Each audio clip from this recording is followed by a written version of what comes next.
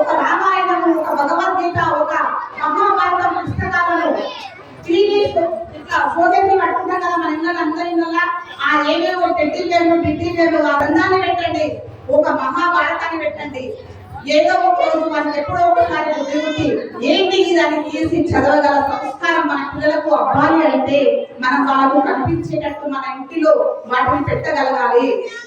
ఇంకొకటి పెట్టినంత మాత్రమే మనకి ఏమి లాభం మీరు అనుకోకండి. మన ఇంట్లో ఎలాంటి గొడవలు ఉన్నా ఆ రామాయణ మహాభారత భగవద్గీతలు వాటి నుంచి దూరం చేసి మనకు శుభ ఫలితాలను కలిగిస్తాయని చెప్పడంలో ఎలాంటి సందేహం లేదు, ఎలాంటి అనుమానం లేదు.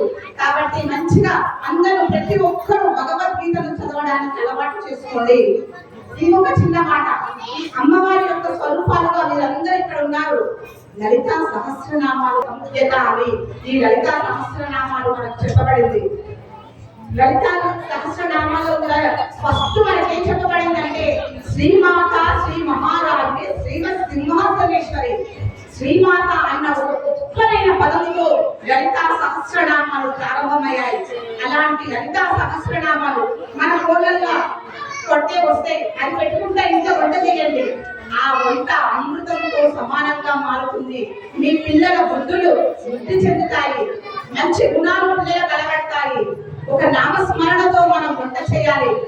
పిల్లలకు నీళ్లు పోసినప్పుడు ఒక శివుడికి అభిషేకం చేస్తున్నామన్న భావనతో మీ పిల్లలకు నీళ్లు పోసిన నాడు మీ పిల్లలు మిమ్మల్ని కాలు మొక్కి మీరు ముసలైన నాడు మీకు అన్నం పెట్టి మిమ్మల్ని ఆదరిస్తారని చెప్పడంలో సందేహం లేదు. కాబట్టి ఇప్పుడున్న తల్లిదండ్రులకి పిల్లల్ని సమర్పించుకోవాలన్న ఒక సందేశం ఇచ్చి ఈ అవకాశం కల్పించిన శ్రీనివాస్ గారు, శ్రీనివాస్ నరేందర్ గారికి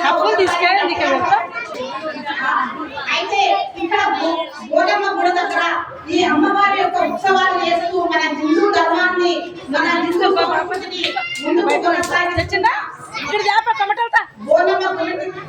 గోడమ్మ గుడి కమిటీ వారికి ప్రత్యేక ధన్యవాదాలు తెలుపుతూ, అలాగే శ్రీనివాస్ గారు, నరేందర్ గారు, ఇంకా నాకు కొందరు పేరు తెలియదు, దయచేసి ఏమనుకోకండి. ప్రతి ఒక్కరికి